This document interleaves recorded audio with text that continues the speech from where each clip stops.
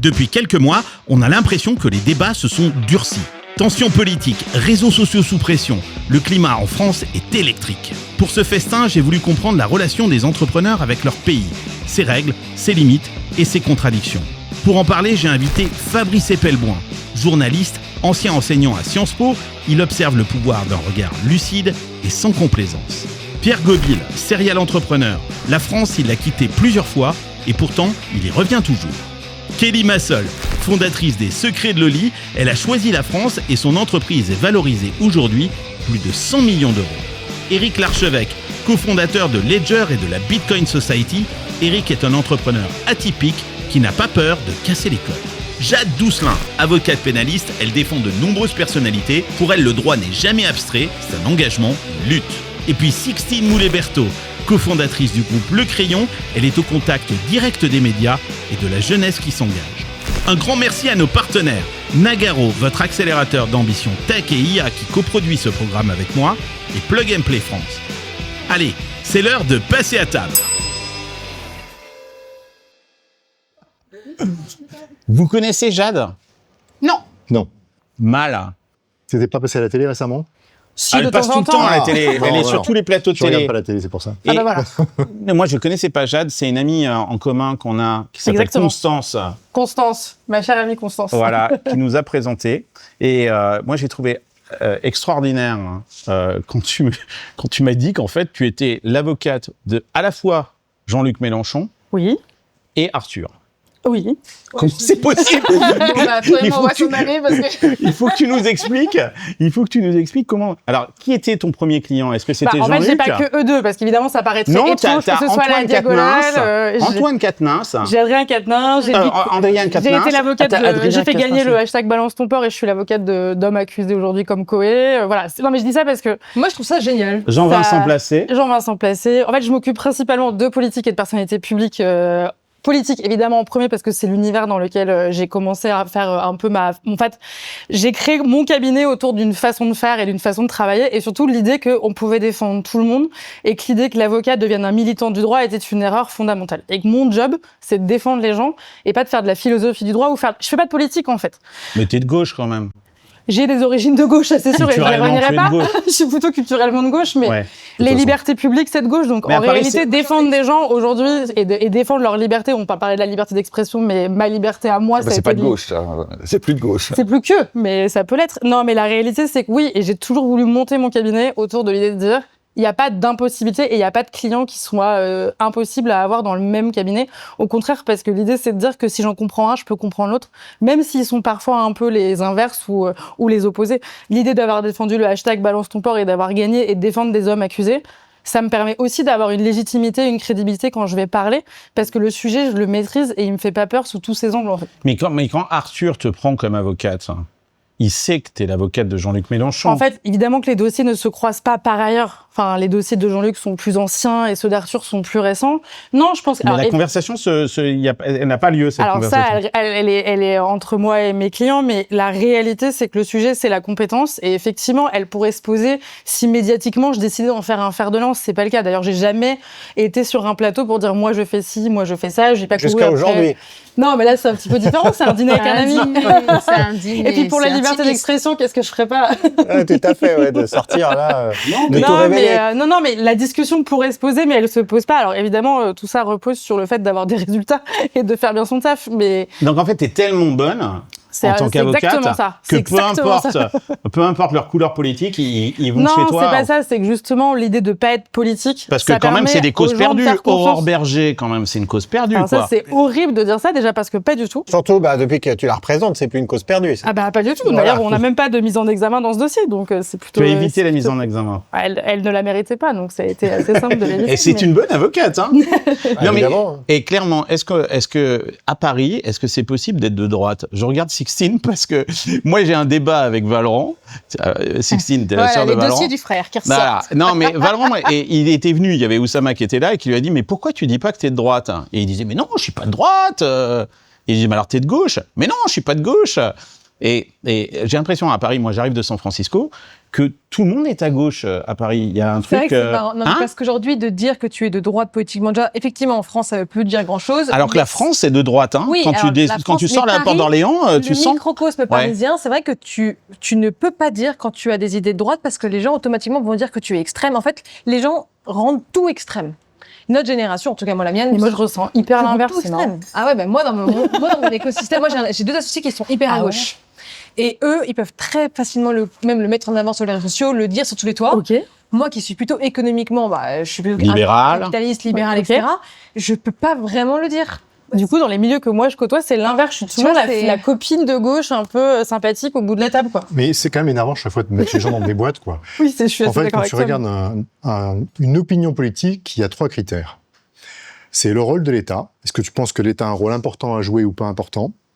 2, c'est... Non, tu veux dire par là que si le rôle de l'État doit être important, Non, il y a tu es 3 surtout de gauche, hein, c'est non, ça il y a 3 critères que tu dois prendre en compte. Est-ce que l'État est important? Est-ce qu'il ne l'est pas? Est-ce que tu es libéral ou est-ce que tu ne l'es pas?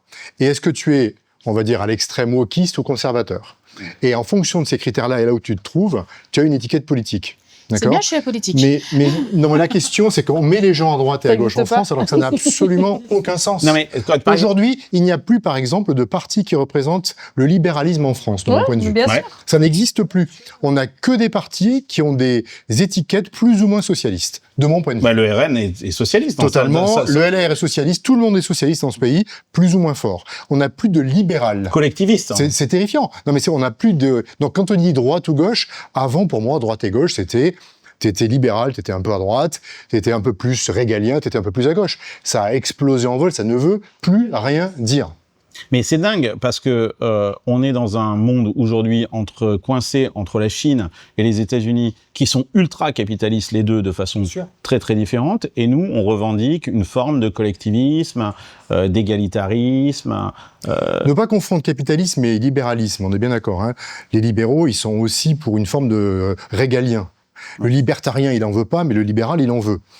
Et d'un point de vue politique, quand tu es libéral, tu es pour la liberté d'expression, on va en parler, tu es pour la liberté, la propriété privée, pour les marchés ouverts, pour tout ça, mais ça n'a rien de capitaliste au sens où les gens entendent dans le côté, on va dire, où tu diabolises l'argent et le capitalisme. Et c'est diabolisé aussi aujourd'hui l'argent. En France, oui, complètement, bien sûr. Mais alors, comment est-ce que des émissions comme Qui veut être mon associé, dont vous êtes les dignes représentants ce soir, au contraire, là, tu me disais, Kelly, sur la première saison, tu avais investi combien? 2,3 millions.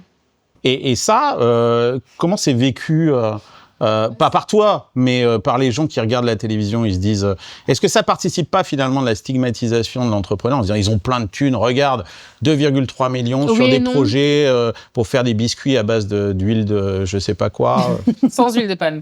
sans huile de palme. Non, en fait, le truc, c'est que d'un côté, enfin, en tout cas, moi, lorsque je suis apparue dans l'émission, on a cru que j'étais une nouvelle donatrice. En fait, les gens doivent se rendre compte que c'est notre argent personnel et qu'on investit réellement notre argent personnel. Est-ce que je préfère donner l'argent à quelqu'un qui a un projet et qui peut soit réaliser ses rêves, soit essayer de participer à la société et de construire quelque chose? Oui. Parce qu'aujourd'hui, j'estime Sinon, que... tu le donnes à l'État, c'est ça? Sinon, je le donne à l'État, Ah, entre d'accord. guillemets. Pour moi, je préfère parier sur quelqu'un que parier sur l'État qui, aujourd'hui, pour moi, ne sait pas gérer ni un budget, ni quoi que ce soit, et ne sait même pas gagner de l'argent lui-même. Je vais être très claire, aujourd'hui, l'État ne sait pas gagner de l'argent, il travaille à perte, il ne sait que de créer de la dette, il fait que du moins, il fait pas de plus. Il fait pas de plus dans la vie des gens. Il fait pas de plus dans la vie des entrepreneurs et en plus, il gère très très mal effectivement sa réserve et sa ressource qui est l'humain et qu'il gère au quotidien, c'est-à-dire les fonctionnaires. Donc aujourd'hui, moi, je parais être quelqu'un d'extrêmement généreux. Mais c'est pas de la générosité. C'est pas uniquement pas que de la générosité. générosité. Je suis à un moment de ma vie où, parce que j'ai gagné beaucoup d'argent, parce que je suis allée à l'école publique, parce que j'ai fait des choses et que l'État, à un moment, effectivement, a joué son rôle il y a peut-être 20 ans en arrière. Donc, je m'estimais, entre guillemets, un petit peu redevable. T'as ça. Tu te considères que tu as une dette envers...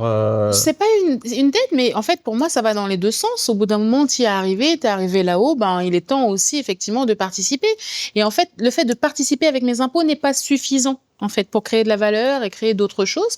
Et donc, c'est pour ça que apparaître dans cette émission-là, à un moment, c'est très américain dans le comportement, c'est le moment de give back. Mais ça va durer un temps. Je vais pas le faire toute ma vie non plus. Je suis pas là pour remplacer. J'en suis à ma 3e saison. Donc, t'en as rien à faire de gagner de l'argent sur cet investissement, sur ces 2 millions-là. Si ça rapporte pas d'argent, c'est pas grave.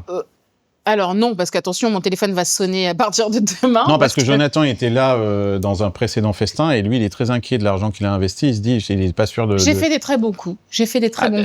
Avec qui va être mon associé? Bien sûr, j'ai des boîtes qui, quand je suis rentrée, entre le moment où je suis rentrée... Donc on peut faire des bons coups, on peut gagner de l'argent. On peut faire des bons coups. Mais te dire que tu vas faire un x4, x5, x10 sur l'intégration... Non, c'est faux. Et d'ailleurs, plus on avance dans le temps, plus on voit... Enfin, moi, j'ai fait des apports en compte courant pour pouvoir... il faut les aider après. Bien sûr, bien sûr. Et en plus, au-delà de nous demander de l'argent, ils demandent de plus en plus d'accompagnement, ce qui montre qu'aujourd'hui, les entrepreneurs ne sont pas assez accompagnés au quotidien pour pouvoir développer leur boîte. Bah, ça, c'est ton projet, Eric, là. Tu as annoncé ton nouveau... le projet de ta vie, là. Donc, qu'est-ce que tu essayes de faire avec ce projet, alors? Qu'est-ce que j'essaye de faire? Non, mais ces entrepreneurs, elle dit, ils sont pas prêts, il faut les éduquer, il y a un manque d'éducation de l'entrepreneuriat. Oui, c'est vrai. Je pense qu'aujourd'hui, il y a un manque, en fait, d'éducation plutôt générale au niveau de la population. C'est-à-dire qu'il y a un manque d'éducation financière. On le voit bien quand on va interpeller même les pouvoirs publics ou les députés sur des sujets économiques qui sont complètement à la ramasse. On voit bien les discussions qu'il peut y avoir sur les réseaux sociaux autour de tous les débats qu'on a pu avoir sur les taxes, etc. On voit en fait qu'aujourd'hui, il y a encore énormément une culture assez collectiviste et de gauche au sens marxiste qui est présent dans les discussions, où beaucoup pensent encore que l'économie, c'est un gâteau qui est fixe et quand quelqu'un s'enrichit, eh bien, c'est aux dépens de quelqu'un d'autre. Donc, il y a vraiment un manque de culture là-dessus assez important. Et les entrepreneurs, tous ceux qui créent de la valeur, les indépendants, les artisans, les commerçants, les salariés qui sont impliqués dans leur entreprise, en fait, eh bien, on arrive plus trop à se reconnaître aujourd'hui dans ce qui se passe. Ils sont plutôt montrés du doigt. Et il y a montré du doigt par LFI notamment. Par LFI, je suis oui, pas beaucoup. Porte-parole, je tiens à l'annoncer. Mais évidemment, il y a beaucoup de députés, LFI en particulier, qui essayent de toujours d'opposer les entrepreneurs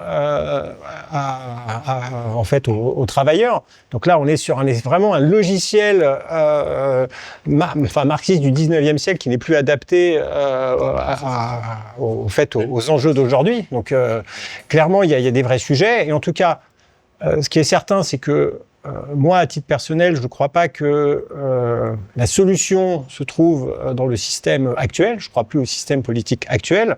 Je pense que tout le monde a compris que la Ve République, elle était à bout de souffle. Je pense que de moins en moins de personnes, en fait, croient...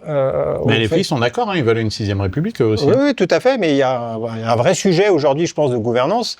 Et... donc, mon projet, en fait, il est né dans cet environnement d'incertitude. Tout le monde, en fait, ne croit plus à l'avenir. Il y a un peu une perte d'espoir pour toutes les personnes qui veulent créer de la valeur partagée. Et donc, ce que j'ai proposé, c'est en fait une nouvelle voie, quelque chose de différent, qui est basé sur la notion de société en réseau. Aujourd'hui, Internet a complètement disrupté la manière dont on échange de l'information. Il a disrupté la manière dont on considère la confiance et la monnaie, comme avec le Bitcoin. Il disrupte aussi la manière dont on peut construire des sociétés. On le voit avec les premières sociétés en réseau, type Facebook, Meta, etc., où on va échanger plus de l'information.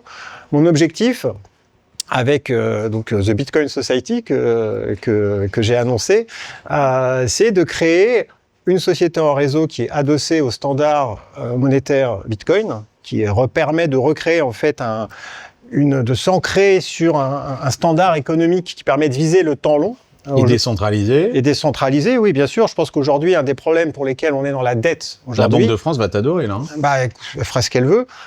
C'est qu'aujourd'hui, on s'est rattaché, en fait, à une préférence temporelle qui est assez élevée. On a toujours sacrifié le futur au profit du présent, avec la dette, les monnaies fiat, impression infinie, etc. Donc, il faut se rattacher à un élément monétaire qui est fiable. Donc, on crée des boîtes en Bitcoin, c'est ça? Non, alors je ne vais pas rentrer dans les détails, c'est juste en fait que toute notre trésorerie, elle est basée sur le Bitcoin, c'est tout. Ça fait un petit bout de temps que tu prends la parole, là. Hein. On sent que tu construis ton personal branding. Sixtine, elle connaît bien ce sujet-là. Tu nous as préparé là depuis un petit bout de temps. T'es monté énormément au créneau sur la taxe Zuckman. Tu t'es fait quand même vachement dégommer sur la taxe Zuckman. Ouais, mais en fait, c'est pas un calcul, c'est juste qu'à un moment, j'en ai marre. C'est tout.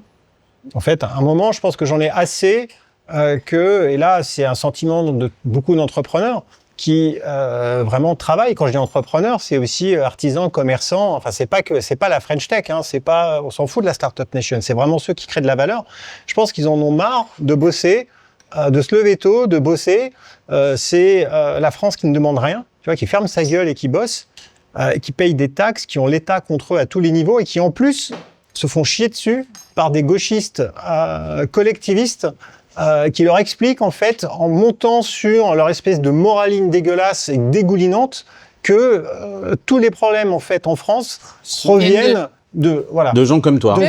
Comme moi, mais comme eux. Ouais. Et donc, à un moment, je me suis dit, j'en ai marre. Il y a 50%, c'est ça, et l'autre 50%, c'est l'islam. Excuse-moi, il y a deux choses quand même. En France, on nous dit, vous avez de l'argent, et le deuxième 50%, je suis désolé. Mais... Faut voir le bon côté des choses. C'est des deux côtés, en fait. C'est-à-dire que du côté, tu veux dire, du côté de l'extrême droite, le problème, ce sont les musulmans. Et de l'autre côté, le problème, c'est les riches. Ils ont chacun trouvé quelque part. À l'extrême droite, ils n'aiment pas trop les riches. Ils n'aiment pas trop les riches. Ils n'aiment pas trop les riches non plus. Non, ils se cachent avec un discours de problème de sécurité, mais t'inquiète pas que ce sont des socialistes identitaires. Ouais, c'est exactement ça. Ils ont un programme rétrograde socialiste économique. Ils sont socialistes. C'est nul. Il n'y a pas de différence entre Georges Marchais des années 80 et Marine Le Pen d'aujourd'hui.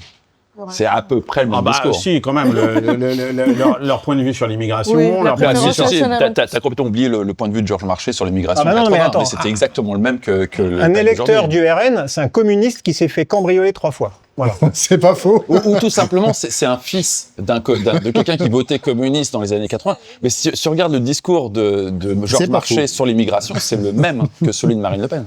Rigoureusement le même. Les communistes étaient assez anti-immigration. Je veux dire, et puis même un Mélenchon d'il y a 20 ans, il n'avait pas du tout le même discours clientéliste qu'aujourd'hui. Il y a eu une grosse redistribution des cartes politiques ces 20 dernières années, ce qui fait qu'on en arrive à la liberté d'expression, qui est aujourd'hui un concept de droitard.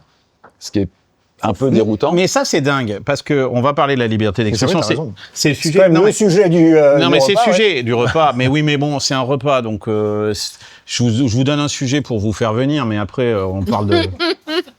Il vient de déclarer qu'en vrai. Après, on fait ce qu'on veut, quoi. En fait, hier. Ils agitent un truc pour nous faire venir, et après, bam. C'est de la manipulation totale. Non, mais on va en parler effectivement de cette liberté d'expression, mais. Il y a cet inversement effectivement des valeurs parce que je suis historiquement et culturellement de gauche, mais comme je suis très attaché à la liberté d'expression, je n'arrive plus à me retrouver finalement dans cette gauche qui effectivement où j'ai l'impression que la liberté d'expression, mais y compris chez Emmanuel Macron, à commencer par Emmanuel Macron, où il y a effectivement une sorte, tu le disais, une sorte de politiquement correct à Paris, où on ne peut pas parler, il y a des choses qu'on ne peut pas dire, que tout d'un coup on est taxé, j'en sais rien, de climato-sceptique, de réactionnaire, ou dès qu'on dit un truc qui sort un petit peu de la ligne. Et ça, c'est pas les gauchistes, c'est aussi essaye d'avoir une parole un petit peu. Il y a une déconnexion complète entre Paris et le reste de la France, et entre les élites parisiennes. Et donc la liberté d'expression, c'était un truc qui était vraiment de gauche, moi à l'époque quand j'étais jeune. Ceux qui prônaient la liberté d'expression. Il est interdit d'interdire. Il est interdit d'interdire, tout un tas de choses comme ça. Et moi, j'ai opposé, c'est une inversion, t'as raison. Et j'ai l'impression que la gauche est devenue conservateur, en fait, parce que c'est eux qui veulent conserver les acquis, qui veulent que rien ne change, que rien ne bouge. Et qui refusent le débat, qui refusent les discussions, etc. Comment est-ce que tu expliques cet inversement aujourd'hui des valeurs ? Parce que les positions sont pas fixes, et puis il faut quand même prendre un peu de recul sur la gauche. C'est aussi la gauche qui a détruit les fondements de la démocratie. On a détruit... Enfin, non, faut rendre à César ce qui est à César. La vie privée a été détruite par la surveillance de masse, dans un premier temps par Sarkozy, qui a installé la surveillance de masse sur les infrastructures réseau français. Et comment puis ça Sarkozy 2008, Sarkozy, l'américain, s'aperçoit de ce que fait la NSA sur le territoire américain, se dit qu'il faudrait faire la même chose, et coup de bol, on a des champions de la surveillance qui sont des champions français, Bull, qui sont des grands champions de la surveillance, qui ont exporté ça aux 4 coins du monde. notamment dans des dictatures, et Sarkozy décide dès 2007, à l'époque il était ministre de l'Intérieur, d'installer ça sur les infrastructures françaises et de mettre les Français. Ouais. Et puis plus proche de nous, on a Bernard Cazeneuve. Les lois sur la surveillance qui ont laissé au parquet non indépendant la possibilité d'écouter n'importe quel citoyen, y compris n'importe quel opposant politique, c'est sous Sarkozy, ministre de l'Intérieur et président de la République. Oui, et tout président confondu gauche-droite de ces dernières années. Hein. Et puis ensuite, en 2015, tu as eu Cazeneuve qui a donné le top départ sur la surveillance biométrique, la vidéosurveillance biométrique. Le fait que les caméras aux quatre coins de la rue repèrent qui tu es, ce que tu fais, quand tu t'appelles. Comme en Chine. Ça. Pas aussi sophistiqué qu'en Chine, parce que les Chinois sont quand même bien meilleurs que nous, mais dans la même logique que la Chine, et ça c'est Cazeneuve, donc c'est des socialistes. À partir de là, tu as la liberté d'expression aujourd'hui qui est mise à mal par le DSA. Le grand architecte du DSA, c'est Thierry Breton, il vient aussi de la gauche française. DSA, tu peux expliquer ? Le Digital Services Act, qui est le cadre européen, qui grosso modo consiste à dire on va décider de rien du tout au niveau européen parce qu'on n'a pas trouvé les valeurs communes qui permettraient de mettre en place une censure. Donc on va déléguer à chaque nation européenne le soin par l'intermédiaire d'une autorité, typiquement l'ARCOM en France, mais chaque État européen a son autorité de régulation, le soin de désigner ce qu'on appelle des signaleurs de confiance, c'est-à-dire des choses qui, typiquement en France, on a une vingtaine, des ONG, des associations, qui vont repérer des contenus... Qui sont mandatés par l'État ? Sont mandatés par l'ARCOM. Par l'ARCOM. Pour trouver des contenus indésirables, les rapporter aux plateformes, et les plateformes les dégagent. Jade. Ouais, pour info quand même, tout ça part des attentats de 2015. Ouais, bien sûr, il y a forcément des pédophiles ou des terroristes dans un coin pour justifier la ce que je veux dire, c'est que l'explication au départ de la surveillance d'Internet et des contenus, c'était de dire que on a créé des djihadistes sur notre territoire via sans s'en rendre compte via ça. Il y a quand même les premières lois sur la surveillance Internet, c'est celle-ci. La réalité, d'un point de vue purement techno, c'est que quand Daesh recrutait sur Facebook des gamins pour aller faire le djihad en Syrie, la DARPA, qui est grosso modo l'agence de l'innovation proche des militaires américains. Du Pentagone américain. Du Pentagone, a financé une IA dont la spécificité était de repérer comment se transmettaient les discours djihadistes en ligne, de repérer les intermédiaires pour niquer les intermédiaires de façon à diminuer la capacité qu'avait l'État islamique à recruter en ligne.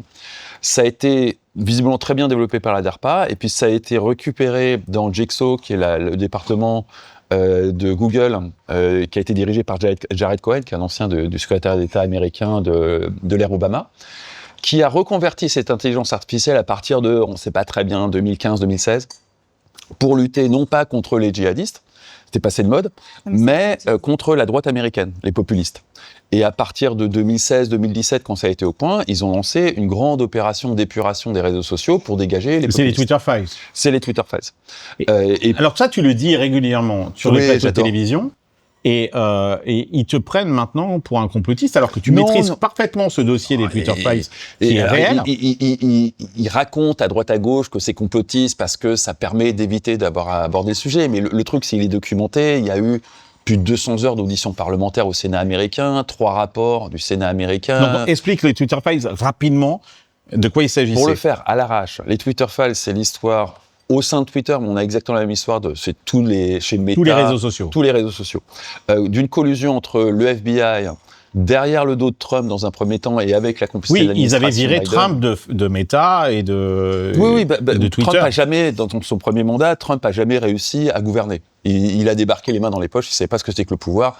Il s'est fait tirer dans les pattes par toute son administration, qui était persuadé que c'était un complice de Vladimir Poutine. C'était le fameux Russiagate, qui était la théorie conspire qui voulait que les deux soient complices. Et il n'a pas fait grand-chose dans son premier mandat parce qu'il n'était pas préparé. Là, il a eu le temps de se préparer. Mais les Twitter Files, c'est l'histoire de collusion entre le FBI et Twitter, avec des revolving doors, un compte classique, où le FBI balançait des noms d'opposants américains, pour le coup des républicains, qui étaient dégagés au prétexte que c'était des bots russes. Et comme on a accès aux communications internes de Twitter avec les Twitter Files, on s'est aperçu qu'en fait, en interne chez Twitter, les mecs disaient « mais c'est pas du tout des Russes ».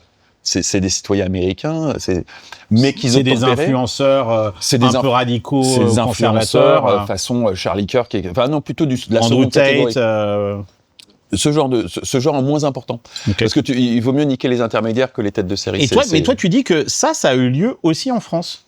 Alors, c'est pas exactement ça qui a eu lieu en France. Le troisième chapitre des Twitter Files qui concerne la France, qui n'a absolument pas été traité dans les médias, nous a permis de comprendre comment le DSA a été pensé, imaginé et bêta-testé sur le territoire français, alors que on mettait en place ça sur le territoire américain. Sauf que sur le territoire américain, c'est strictement illégal, c'est une violation du premier amendement, alors qu'en France, c'est plus souple.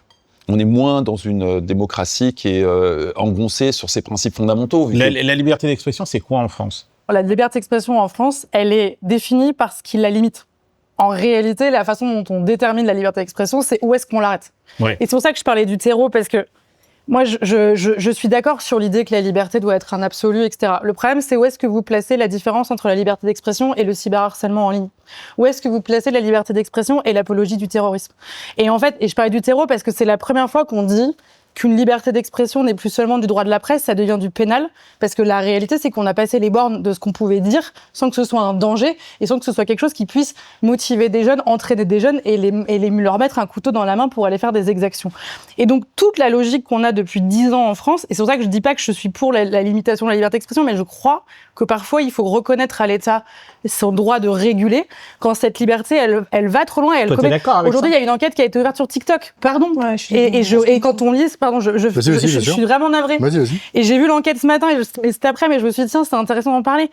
Est-ce qu'on est pour ou contre cette enquête ? Je ne sais pas. La réalité, c'est que par des flux de données et d'informations qui sont à la vue des jeunes, il y a des gamins qui se suicident. Donc, à un moment donné, est-ce qu'on peut dire qu'on est favorable à la liberté d'expression, mais que l'État est aussi là pour la réguler dans les cas où elle sort de ce cadre pur pour devenir un autre délit. Oui, mais c'est peut-être ça qu'il faut qu'on réfléchisse. Ce que Fabrice nous explique aussi, c'est que quand on donne ce pouvoir à l'État... C'est qu'est-ce qu'il en fait et où est-ce qu'il l'arrête. Exactement.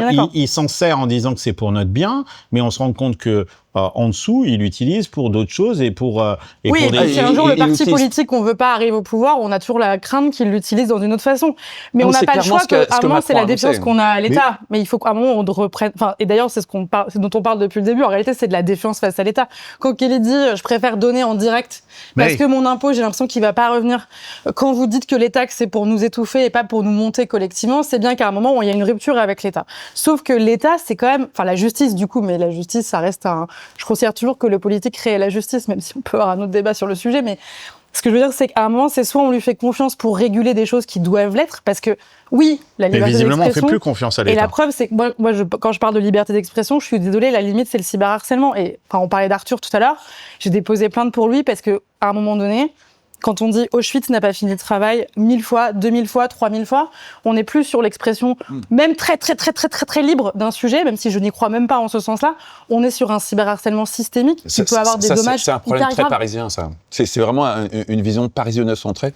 Non, mais alors, je viens du Poitou-Charentes, donc je peux aussi parler du Poitou si on veut, mais en fait, on a accès à tous Internet, donc c'est parfait. Parce qu'on est tous des personnalités publiques, et donc on a tous vécu l'expérience de ce type de cyberharcèlement.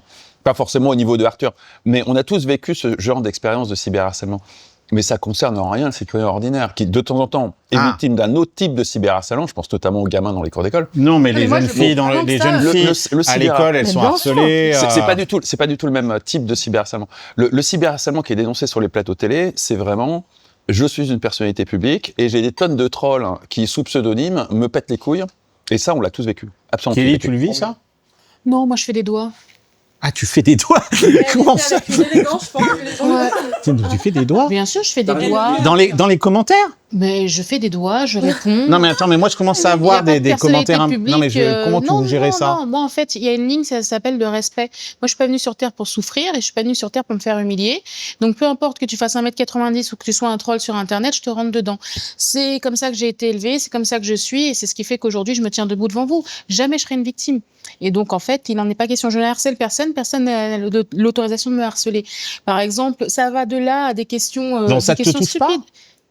En fait, les jours où je suis de mauvaise humeur, je vais regarder, je vais répondre en commentaire. En faisant des doigts. Il faut savoir que c'est une industrie, le harcèlement. Je regarde et je me dis, tiens, je vais le faire celui-là. Il y a des gens qui sont payés pour aller faire chier sous pseudonyme des personnalités publiques. Mais là où je te rejoins, c'est que par exemple, tu vois, quand j'ai vu le procès de Brigitte Macron, c'est typiquement un cas de cyberharcèlement qu'elle est en train de dire. Je pense qu'elle aurait dû, ou ses avocats auraient dû s'en servir pour dire, moi je suis première dame de la République en vrai, 3 mecs à moitié complotistes qui m'expliquent que je suis un homme, vous savez quoi, ça me passe là. Fallait pas y aller. Non mais ils ont été attaqués. En revanche, exactement. En revanche, dire que ce sujet-là, je le prends à cœur, pas parce que moi on m'a cyberharcelé, parce qu'il y a des gamins, parce que le même jour il y a quand même une gamine de 9 ans qui s'est suicidée. Par contre que ce sujet-là, 9 ans la gosse.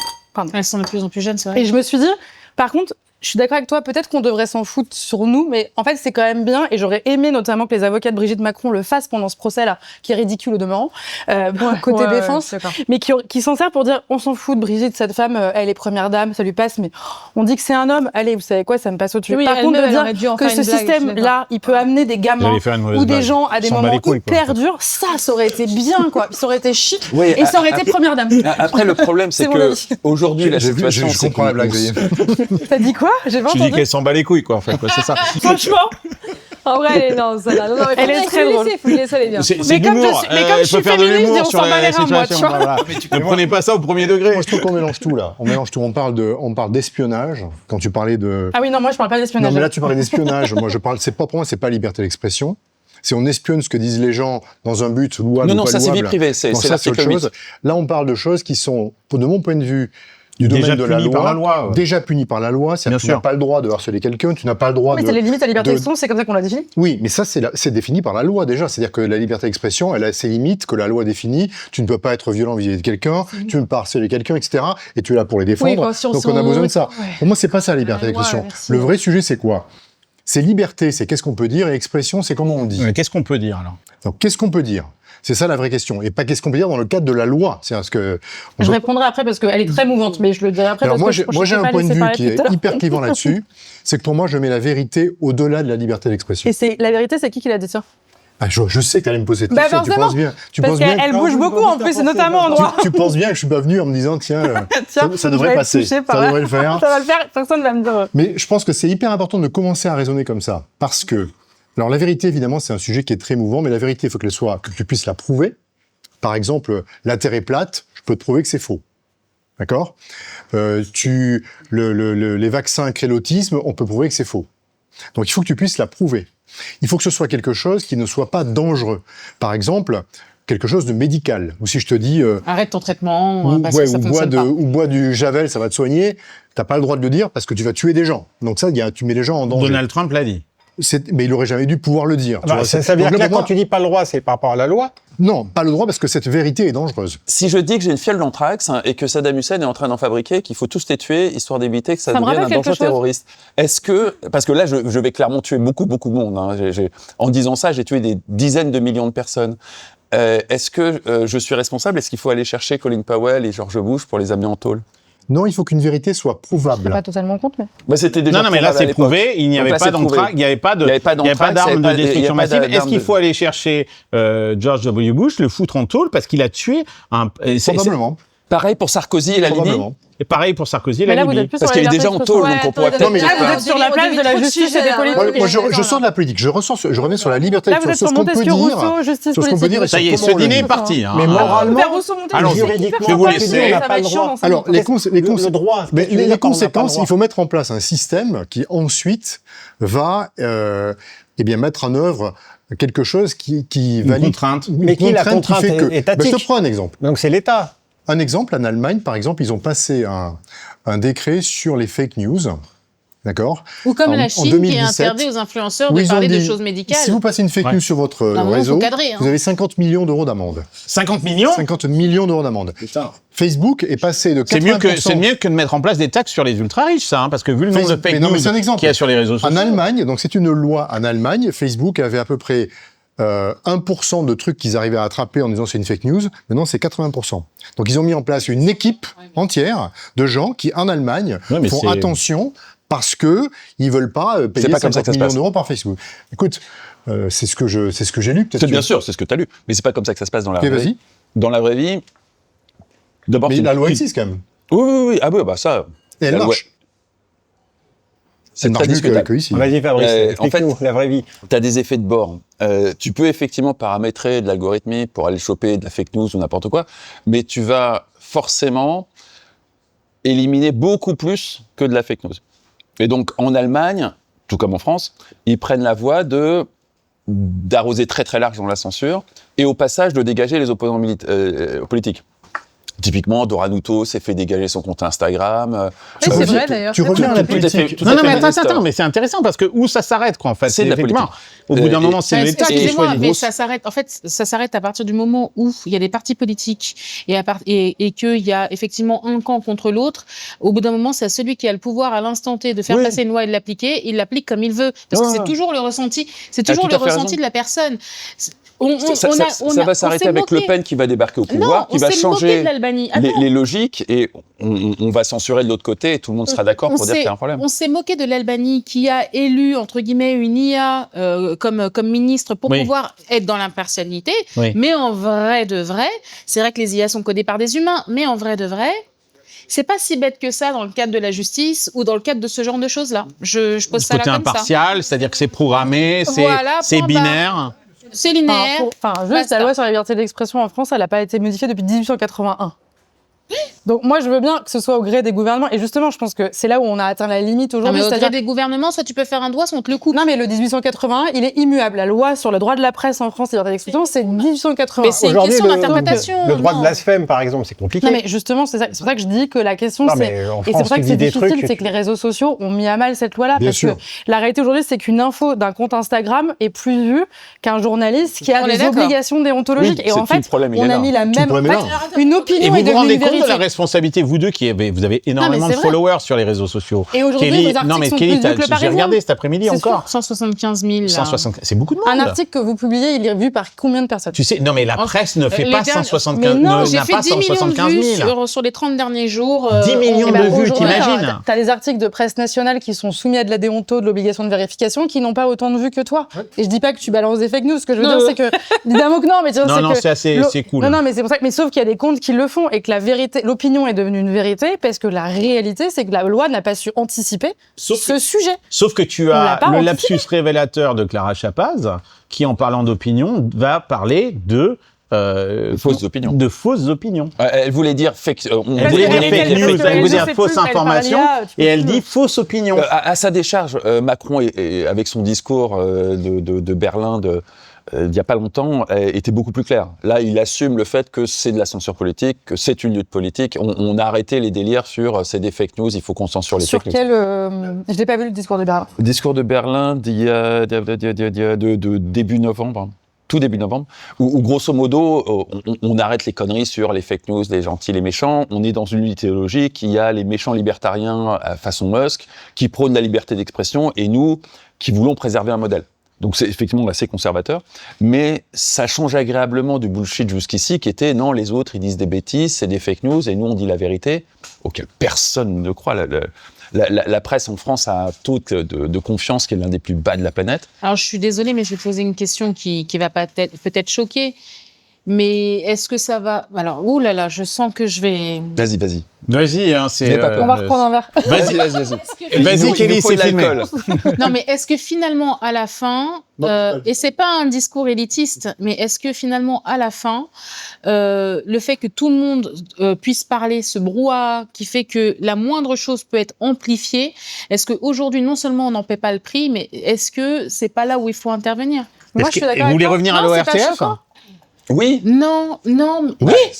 Non, mais en fait, mais c'est C'est le pas, projet. c'est pas Putain, moi, élitiste et moi, choquant. vous me faites peur, hein, les gars. En fait, il y a des études qui sont faites. on est dans une ère qui est proche de Moi, je pense à la l'ORTF. responsabilité Mais c'est pas des élitiste individus. de dire qu'il y a des études pour diffuser de l'information qui s'appellent le journalisme. Il y a ça, Oui, mais il bah, n'y a on prend pas le que... journalisme aujourd'hui, on va pas en parler. hein. Ouais, ça c'est bientôt pour Merci, toi là. c'est catastrophique. Ça c'est enfin. bientôt pour toi. Non mais j'allais rebondir sur Non, Sixtine mais qui c'est un a truc créé de un fou, média ça. qui s'appelle Le Crayon et qui justement sort du contrôle de l'Arcom ou des choses comme ça, et vous organisez des débats qui n'ont plus lieu à la télévision et qui mettent en scène des gens qui n'ont pas forcément les mêmes opinions sur le média comme Le Crayon. C'est quoi votre projet derrière? C'est justement parce que tu penses que les médias traditionnels, les journalistes ne font plus ce travail-là, qui cherchent la polarisation, parce que la polarisation, ça veut dire de l'audience pour les médias, et que vous allez chercher du dialogue, essayer de faire en sorte que ces gens puissent se comprendre. Qu'est-ce que vous cherchez à faire là-dessus? Ou est-ce que vous cherchez aussi à faire de l'audience, et vous vendez de l'audience, parce que plus de vues égale plus de pognon pour Le Crayon? Non, il y a trois choses. Il n'y a pas d'annonceur chez Le Crayon? D'annonceurs, dans quel sens? Il y a des sponsors dans les émissions du Crayon? Très peu, il n'y a que 5% de nos émissions. Votre modèle économique, c'est pas le média? Non, alors. c'est l'agence qu'on a. D'accord, Ouais, ok. ouais. Mais non. En gros, les trois premières raisons, la première, c'est vraiment, je me suis retrouvée, moi, j'étais en terminale au lycée, à un dîner, alors un peu comme ça, entre amis, mais il n'y avait pas de caméra. Et j'ai vraiment des amis, on parlait d'un sujet de société à l'époque, je sais plus ce que c'était, qui était relié à la politique, qui ont commencé vraiment à s'engueuler et à ne plus se parler à la fin du dîner. Et vraiment, donc après, c'est un truc de lycéen, vous allez me dire, et pendant 6 mois, ils ne se sont plus parlé. Carrément. Parce qu'ils n'étaient pas d'accord sur un sujet politique. Attends, le dîner n'est pas fini. Hein. Et moi, je trouvais ça dingue que tu ne puisses pas être ami avec quelqu'un parce que vous êtes juste pas d'accord sur le même sujet. En fait, pour moi, c'est ça justement qui est génial dans une amitié, dans une relation. C'est un grand classique. Hein. Bah oui, mais du coup, c'est ça qui est fou. C'est en fait comment tu ne peux pas aller au cinéma avec quelqu'un ou sortir avec quelqu'un parce que vous n'êtes pas d'accord politiquement. Parce que c'est ce besoin d'adhésion. C'est un gros changement générationnel. Dans ma génération, c'était pas un problème. Mais moi, c'est un truc qui m'avait choqué. C'est là que je me suis dit, ok, faut lancer le crayon. La deuxième raison, c'est aujourd'hui, les réseaux sociaux te mettent en avant ce que tu aimes consommer, ce que tu as l'habitude de consommer. Imaginez le danger que c'est pour évidemment ma génération, mais pour nos futurs enfants. Moi, j'ai peur pour mes futurs enfants. T'as des enfants? Du tout. Non. Je sais pas au courant. Pour mes futurs enfants, Ils j'ai sont peur bientôt. de les faire un jour utiliser les réseaux sociaux Ce parce soir, que, elle y travaille. en fait, tu es mis dans des bulles algorithmiques qui deviennent tellement dangereuses où du coup tout se radicalise parce qu'aujourd'hui, en plus, tu ajoutes à ça le fait qu'on a un taux de concentration dans ma génération qui est vraiment de pire en pire et qui est vraiment encore plus catastrophique avec la génération d'après, où en fait, tu aimes consommer que ce qui est hyper too much et hyper extrême, Ça et donc on s'appelle te met la en avant les mêmes trucs. dopamine. Donc ce qui fait que ma génération, c'est soit elle s'en fiche de la politique, soit elle est d'extrême droite, soit elle est d'extrême gauche. Super, franchement, bravo. Sans en plus rien comprendre au sujet. Vraiment, tu t'intéresses aux gens qui comprennent pas grand-chose, et donc ça devient en fait hyper dangereux pour l'avenir du pays. Et la dernière raison, c'est que ma génération, et moi j'en fais partie, tu n'as plus confiance dans les médias. Moi, j'ai plus confiance en journalistes. Je ne citerai pas journaliste et je ne citerai pas le média. Il y a eu un article Pas sur que nous. ta génération. Non, mais hein, attends, je vais raconter un truc de dingue. Il y a eu un article qui est sorti sur nous, sur le Crayon, il y a pas très longtemps, d'un média très à gauche que je ne citerai pas exprès. Après, il y a un article disant que l'une de nos invests, qui est là depuis le tout début, qui n'a même pas 0,2% de la boîte, qui serait soi-disant d'extrême droite, enfin non, ouais, bon, des trucs avec Zemmour, je sais plus quoi, on a rencontré le journaliste en mode, en fait, c'est Mais littéralement après la faux. publication. Après publication, Ok. c'est faux, littéralement faux ce que tu as écrit, et tu aurais quand même pu nous appeler pour nous Oui, bien demander. sûr. Le mec il nous a dit, ah non, mais je sais que c'est faux, hein, j'ai même pas cherché plus que ça, juste quand je fais un papier sur le Crayon, je sais que ça fait du buzz. Pourquoi vous l'avez sorti, Pierre-Édouard Stérin? Parce que aujourd'hui, on a en gros 20%. Donc Pierre-Édouard Stérin, je explique, peut-être qu'il y a des gens qui ne connaissent pas Pierre-Édouard, c'est un entrepreneur très successful qui a créé une société Smartbox qui gagne énormément d'argent, qui a clairement s'est positionné politiquement à droite, et voire même à l'extrême droite, qui est très décrié par la presse et les Très médias aujourd'hui. catholique, enfin Très catholique, très traditionnaliste. conservateur, revendiqué. Il le revendique complètement. Ouais. Il a un projet. Son objectif, c'est de faire en sorte que le Rassemblement national gagne les prochaines élections.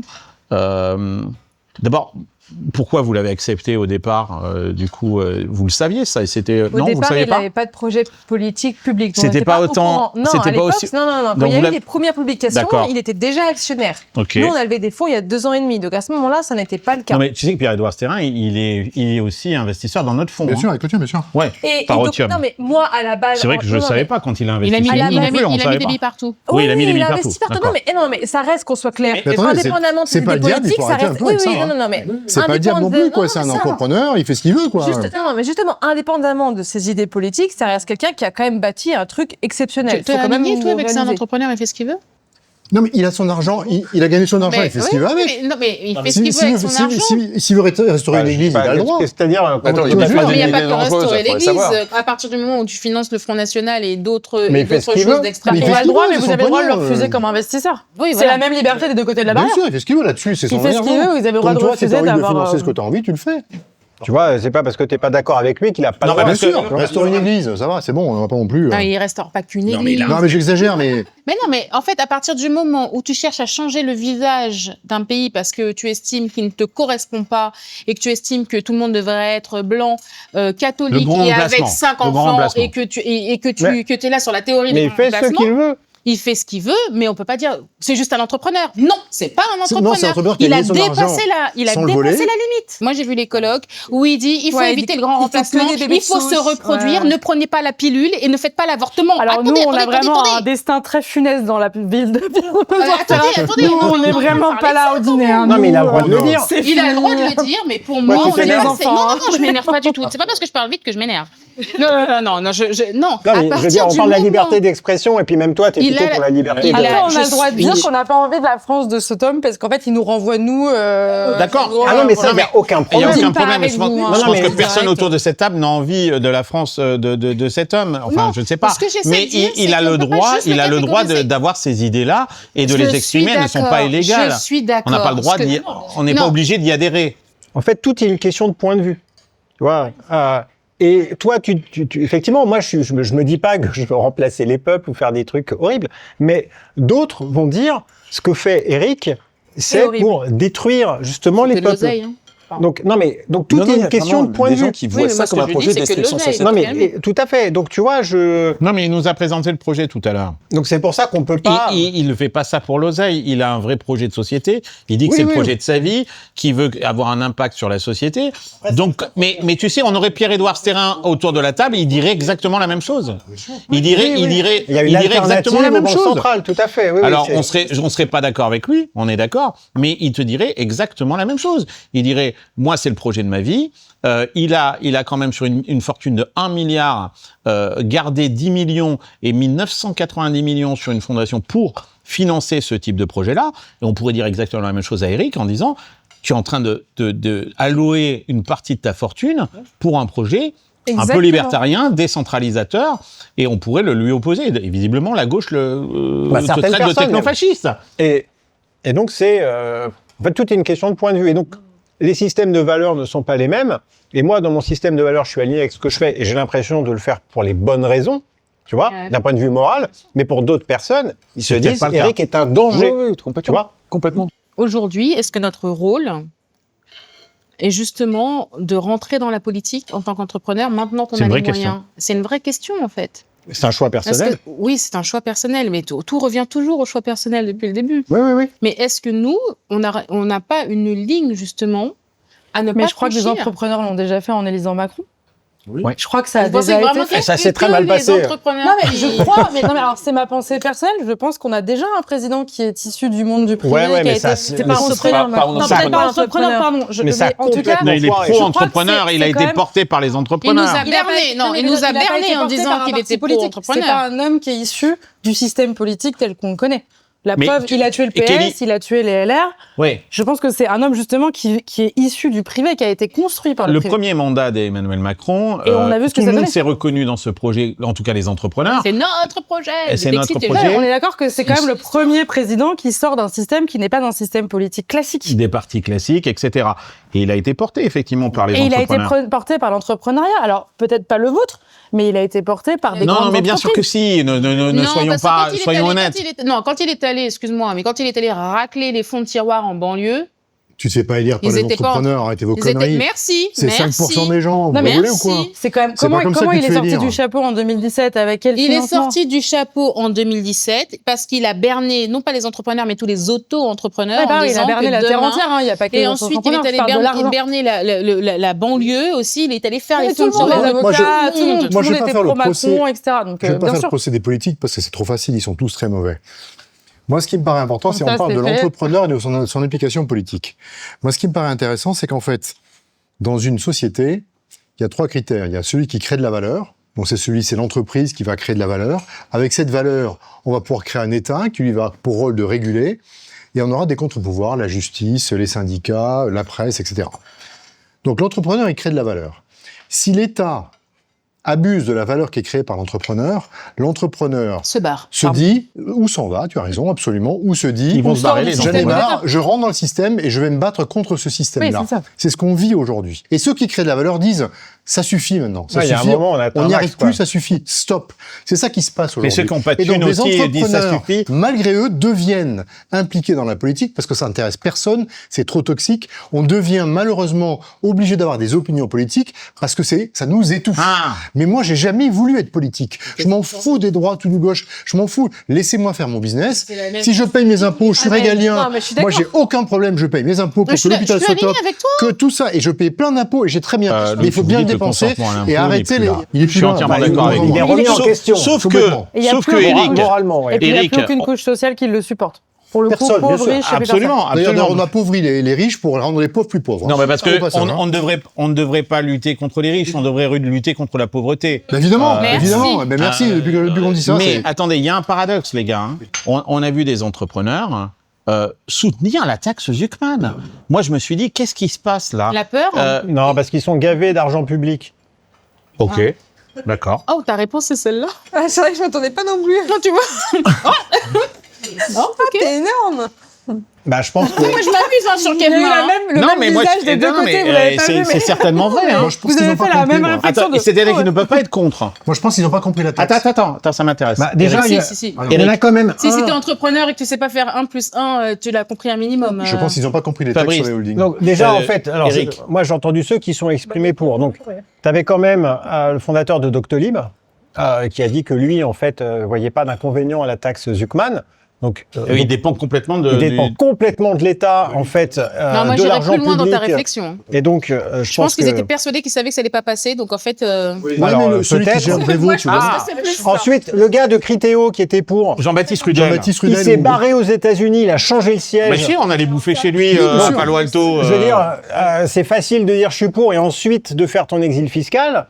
Donc, franchement, c'est Non, un mais- peu une tartufferie. Et le Galion qui envoie, c'est son truc là, l'histoire du Galion qui envoyait quand même des newsletters pour expliquer comment organiser sa fortune dans des holdings. Et le mec ensuite te dit qu'il est pour la taxe Zuckman, je comprends pas. Donc, là-dessus, en fait, je pense que c'est des supports qui sont pas très sérieux. Et aujourd'hui, un entrepreneur surtout que le problème, c'était même pas une question est-ce qu'on veut payer plus d'impôts ou pas, c'était une taxe qui était extrêmement mal foutue et qui taxait les plus-values latentes. Et ça, là, c'est atteinte à la propriété privée, c'est une remise en la question du totale. droit. Donc, c'est pour ça que je pense qu'il y avait un tel bouclier. C'est pour ça que moi, en tout cas, j'ai passé du temps sur ce sujet. Ouais, parce tu t'es que mobilisé. Ouais. c'est pas, on parle de justice fiscale, mais pour le coup, là, c'était vraiment La confiscation une fiscale. confiscation fiscale, exactement. Sérieusement, alors moi je vais vous dire, pour moi, et là je vais me faire tirer à boulet rouge, on a un problème, et pour moi le problème c'est le Pôle emploi. Ah, Bah, ouais, c'est un pas autre hyper point. efficace. Ça fait beaucoup de problèmes hein, ce soir, hein, quand même. Hein. Moi là, j'ai une C'est- liste, c'est- j'ai alors, arrêté c'est de du noter. Hein, moment, quoi, en et fait. c'est de là que tu parles de l'assistanat. On n'est pas des À putains, on n'est partir pas du moment où ne pas retourner à l'emploi, bah, tu gagnes pareil que si tu étais au SMIC, C'est ce que je c'est dis. compliqué. C'est ce Oui, que je mais dis. c'est pas de l'assistanat en vrai. Et tout le monde te dira, l'appelles oui, mais comment j'ai cotisé. Ok, C'est de la- si t'as pas compris le mot, mais que tu appelles-le autrement, mais tu l'appelles comment?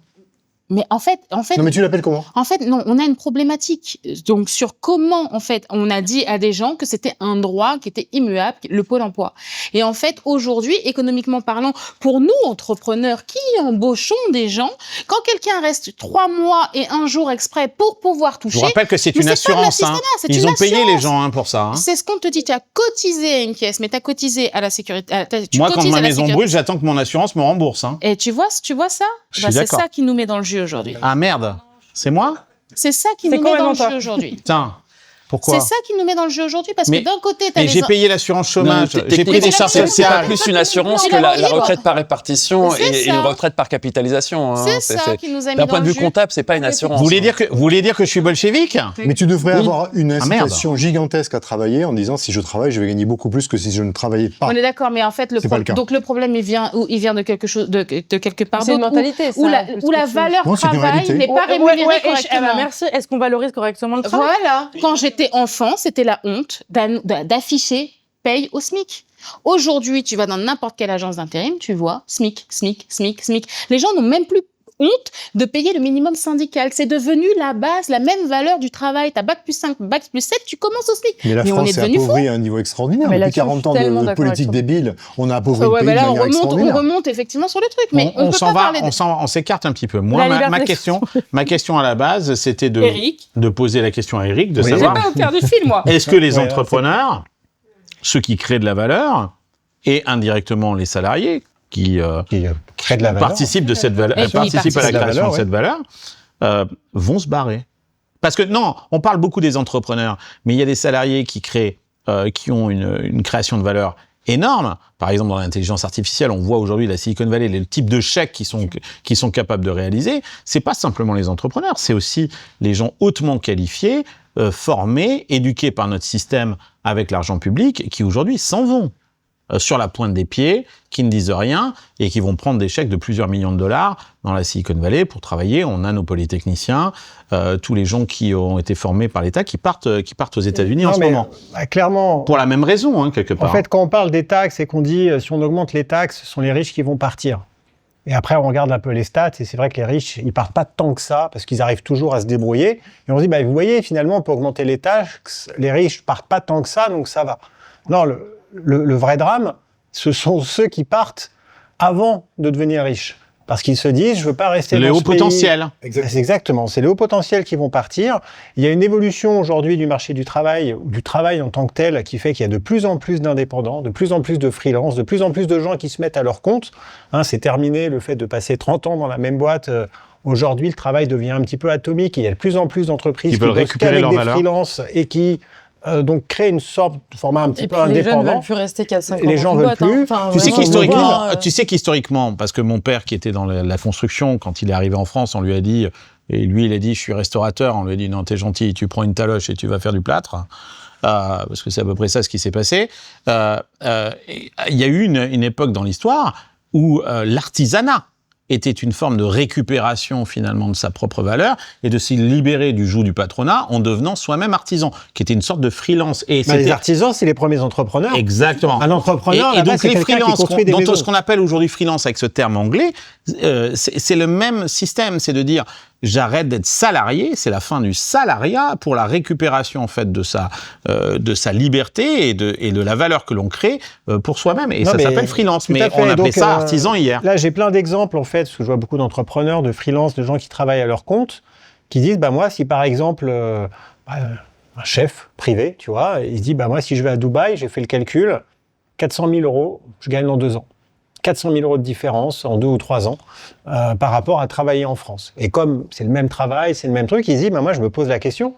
Pourquoi rester en France ? Pourquoi rester en France ? Et c'est pas qu'ils aiment pas la France, ils disent, je pars 3 ans, peut-être que je vais revenir, mais je vais économiser en fait des centaines de milliers d'euros. Et on peut pas se permettre de leur dire, attends, écoute, moralement, tu devrais pas, parce que chacun voit midi à sa porte. Ce sont des différences qui sont énorme en matière de taxes, du coût du travail. Et en plus, à Dubaï ou ailleurs, ils pourront avoir une qualité de vie en matière de sécurité qui est essentielle. Dans mon secteur, dans la crypto, il y en a plein qui se sont barrés, c'était pas à cause des taxes. C'est parce qu'il y en a plein, ils craignaient en fait pour leur intégrité personnelle. Pour le coup, il y a eu un vrai sujet. Parce qu'on a eu un vrai sujet de sécurité. De sécurité. Quelqu'un qui m'a dit, quand je disais que je prenais le métro, là, quand je suis à Paris, et ce matin, il y a quelqu'un, un podcasteur, qui m'a dit, mais t'es fou de prendre le métro. Et moi, la question m'a paru complètement idiote. Non, mais il y a une crainte. Le métro, je pense, c'est pas un problème. Par contre, il y a quand même un vrai sujet. Il y a eu une psychose, en tout cas, dans l'univers. Toi, ton associé s'est fait kidnapper. Mon associé s'est fait kidnapper, torturer. Exactement, oui. Donc, il y a eu des vrais sujets. Alors, on a vécu sous protection rapprochée, toute la famille. Donc, et il y en a, il se dit, mais pourquoi rester en France ? Une France qui se mexicanise. On se dit, là, indépendamment, on s'en fout des taxes, là, à ce niveau-là. On se dit, moi, je me barre parce que je vais aller à un endroit où je me sens en sécurité. Et le fait de se sentir en sécurité, de pouvoir avoir une vie paisible, c'est quand même la base. Et c'est ça, le vrai contrat initial avec l'État. Pourquoi est-ce qu'on a accepté de donner, de payer de l'impôt ? C'est pour se sentir en sécurité. C'est ça, la base, en fait, le tout premier contrat social. On redescend dans la pyramide de Maslow très bas. Voilà, et quand celui-ci semble être rompu, eh bien là, on se pose la question du consentement, paiement à l'impôt. Quand le système de santé ne fonctionne plus, quand il y a plein de problèmes. Les besoins primaires ne sont plus effectivement atteints. Et donc, là, les gens partent. Et donc, effectivement, la question se pose et elle mérite d'être posée. C'est un constat qui est terrible. Moi, je me suis expatrié, je suis revenu en France parce que je n'en pouvais plus. Je voulais bouffer de la baguette, je voulais bouffer du camembert. Tu étais expatrié où ? J'étais dans les pays de l'Est. Okay. Et donc la baguette est mauvaise dans les pays. Non, mais ça n'a rien à voir. Et donc je suis rentré Et moi, j'étais parti, en fait, je me rappelle, au début des années 2000, parce que j'avais le sentiment, qu'entrepreneur, on m'aimait pas trop la réussite, etc. Donc, il y avait ce sentiment assez français d'opposition, un peu collectiviste. Je suis revenu, il y a eu Macron, il y a eu tout ça. Tu y as cru? J'y ai cru. Kelly aussi. On y a tous cru. On y a tous cru. Et là, aujourd'hui, je vois les mêmes symptômes qu'à l'époque, où je me dis, tiens, en tant qu'entrepreneur, finalement, j'ai pas l'impression d'être si bien vu que cela. En plus, en termes de sécurité, ça se dégrade. Il y a beaucoup de problèmes en fait en France, au niveau de la sécurité, au niveau social, à plein de sujets. On se sent pas à l'aise. Moi, j'ai des enfants. Moi, je suis flippé de voir mes enfants qui prennent le métro, qui se baladent. Je me dis, qu'est-ce qui peut se passer? Donc, forcément, ça crée une charge mentale qui est Je forte. suis halluciné. Hein. Moi, j'ai mes enfants cassés. Moi, je suis parti de la France depuis 15 ans. Je suis halluciné de ce que vous êtes en train de me dire. J'espère que ma femme écoute, parce que ma femme aimerait bien rentrer en France. C'est pas si horrible que ça. J'ai fait cet épisode pour spécial dédicace. Il y a des à ma problématiques femme. de sécurité pour des gens comme Eric. Alors toi, évidemment. Mais même, je pense, même pour une jeune fille, de se balader à Paris le soir. Eric, est-ce que je peux poser une question hyper provoque, moi aussi, qui est de dire, je te rejoins, et je peux pas connaître ce que tu as pu vivre en termes de stress sur ce qui s'est passé sur les enlèvements de crypto-monnaies. Non, mais je le sors parce que quand on l'a pas vécu, on peut pas savoir ce que ça provoque. Donc, évidemment, mais par contre, est-ce que tu te dis pas, si demain tu pars à Dubaï, que très bien, mais t'es un ultra privilégié dans un pays qui est aussi à triple, quadruple, et il y a des gens qui sont à l'inverse des ultra non privilégiés. En plus, c'est une dictature. Peut-être que la France n'est pas parfaite, mais qu'elle tend à essayer de trouver un... Non, mais enfin, parce qu'on peut se poser la question sur l'expatriation, tu vois. Et je parle pas des pays de l'Est, parce que je pense que c'est pas le cas, mais quand on parle de Dubaï, oui. Quand Pierre s'est exprimé et qu'il a dit, bon, je n'ai pas le choix que de choisir entre l'Espagne et l'Italie, la question pouvait se poser. Elle était la même. C'est-à-dire qu'on arrive à un moment où on est ultra privilégié et on se dit expulser ou devoir s'expatrier. Tu vois ce que je veux dire? La question. Non, mais bien sûr. C'est pour ceux qui restent. Attends, Kelly. Là, ce que tu es en train de dire, c'est que les mesures qui sont mises en place actuellement est une forme d'expulsion quelque part. Est-ce que c'est l'effet recherché quelque part? Non, je pense pas que c'est l'effet recherché, mais c'est l'effet ressenti aujourd'hui. Quand tu écoutes les gens, ils se sentent obligés de partir, obligés. On te fout ils dehors. ont pas envie. Mais dans ce cas-là, est-ce que la terre d'accueil, ça doit être un pays comme Dubaï où il y a l'ultra riche, ultra privilégié? Prends l'Espagne et prends l'Italie. Non, mais je parlais de Dubaï, c'est au Portugal. Est-ce que par ailleurs, je pense que d'autres gens se sont posé la question de partir dans les Émirats, et je le pense vraiment, et je l'entends. Mais du coup, il y a ce double effet qui se coule de... Non, là où je vais être provoque, c'est nous aujourd'hui... Je l'ai été exprès dans ma question parce que je pense que c'est intéressant. Kelly, tu as pensé partir?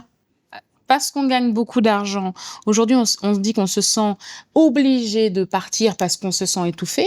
Oui. Mais maintenant, j'aimerais qu'on rembobine et qu'on se dit, il y a des gens aujourd'hui qui sont dans des pays beaucoup moins développés, qui, eux, se sentent obligés de partir pour d'autres raisons. Je vous rappelle. Et donc là, pour moi, c'est le choc des cultures, là, ce qu'on est en train de dire. C'est sûr que oui. C'est là où c'est intéressant.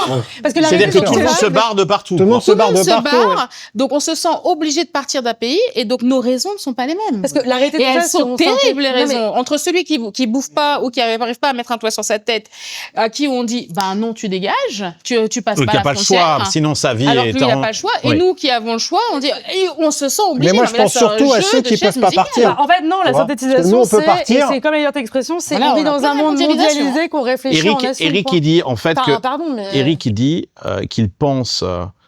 D'abord, il n'est pas parti, et il dit, il pense aux gens qui ne peuvent pas partir. Ouais.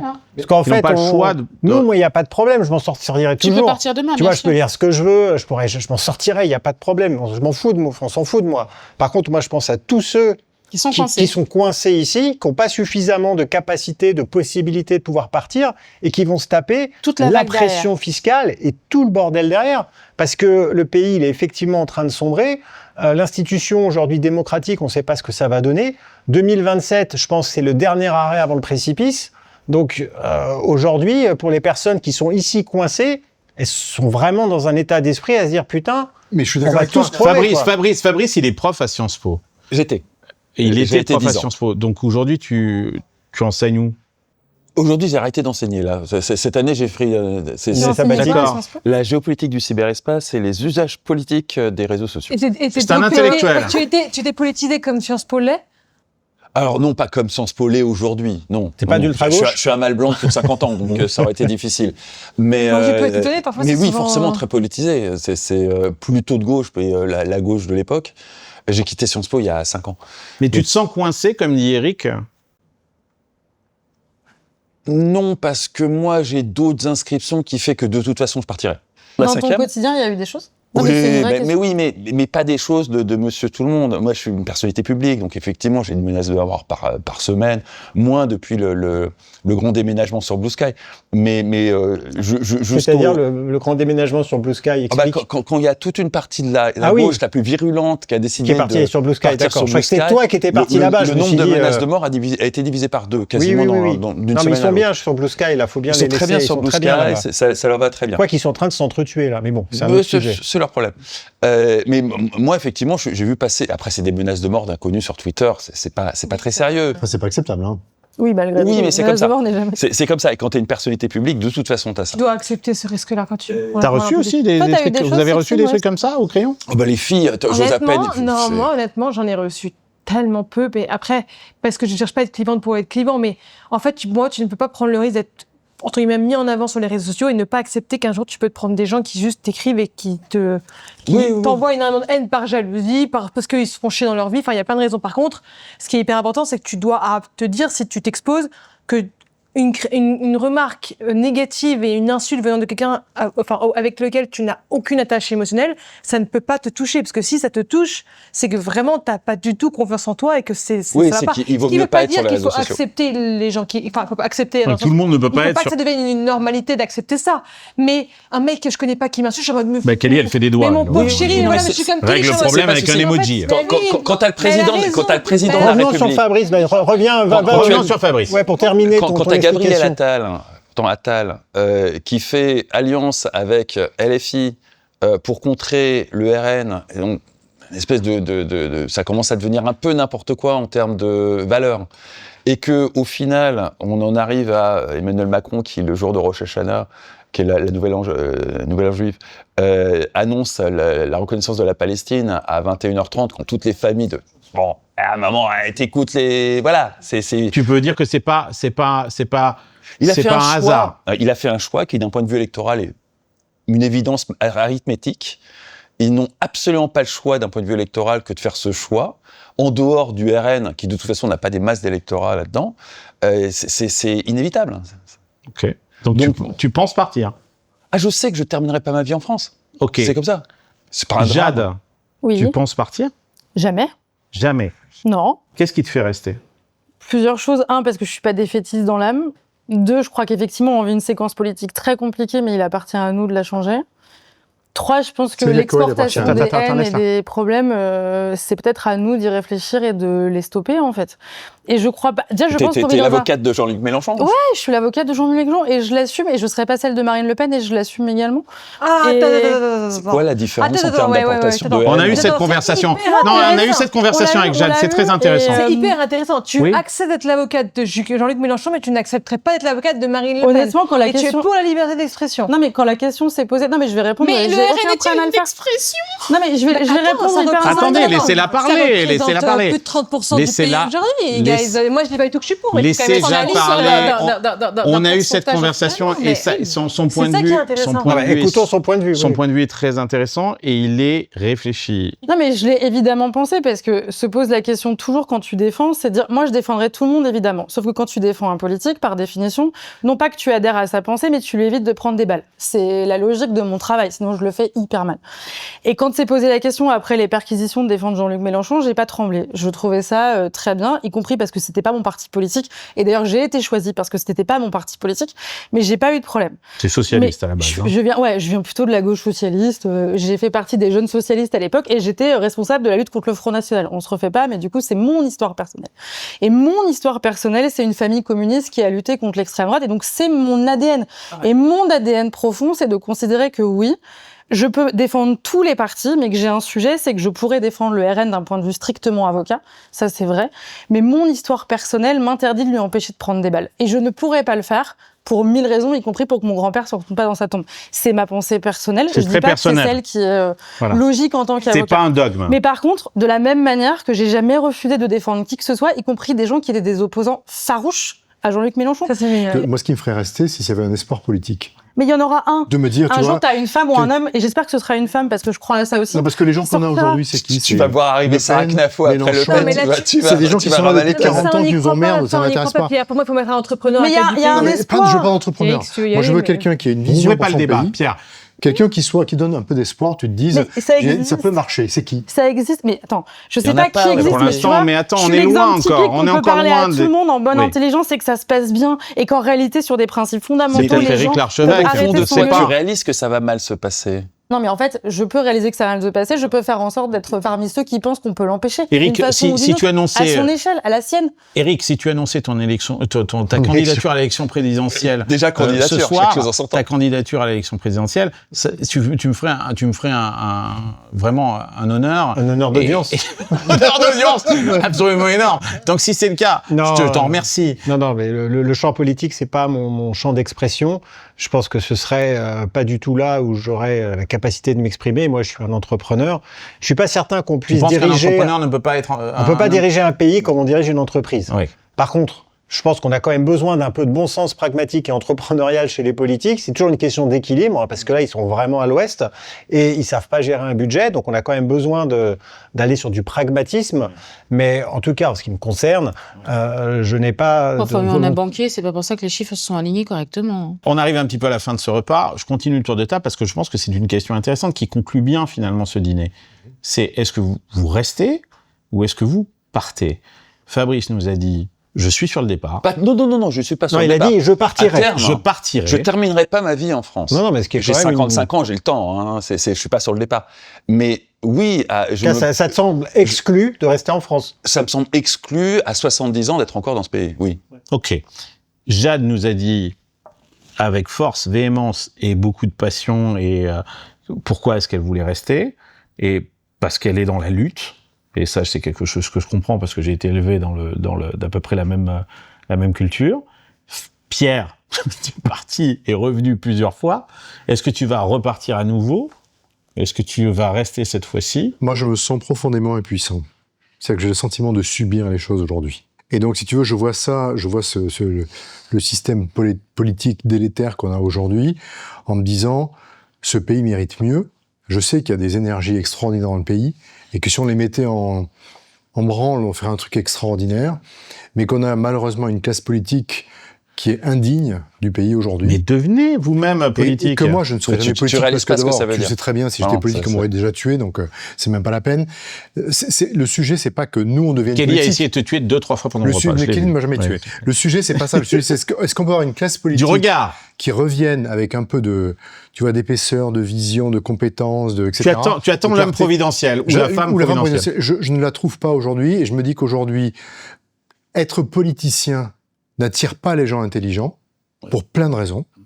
Et qu'aujourd'hui, si tu veux, c'est prendre que des coups. Hein. et c'est prendre que des coups et ça ne marche pas, et que donc les gens qui sont en capacité à changer le pays feront jamais ce métier. Et donc, c'est malheureusement très pessimiste ce que je dis, mais je ne vois pas comment on peut se remettre de la situation dans laquelle on est aujourd'hui. Donc, moi, je suis vieux maintenant, si tu veux, donc... Mais non, on va ma- vivre jusqu'à 200 ans. Oui, mais non, mais moi, non. Laurent Alexandre nous Moi l'a non, expliqué. parce que Voilà. mais la question n'est pas là. Non, Moi, mais si est-ce tu que veux, Clarisse moi, doit ranger ses clubs de golf et partir, ou est-ce qu'elle peut continuer je ne me laisserai pas, je ne me laisserai pas subir, je me ferai pas plumer par l'État pour les mauvaises raisons. Ok. Voilà. Donc si je dois partir, je partirai. J'irai en Espagne, tu me diras où. J'irai en À Italie, Barcelone, bien sûr. tu me diras où. Mais je ne resterai pas pour les mauvaises raisons. l'Espagne pour la politique. Parce que je peux le faire. Comme tu disais, je peux le faire. Sixtine. Moi, je fais encore partie de cette génération d'entrepreneurs qui n'entreprend pas depuis suffisamment longtemps pour en avoir marre du pays.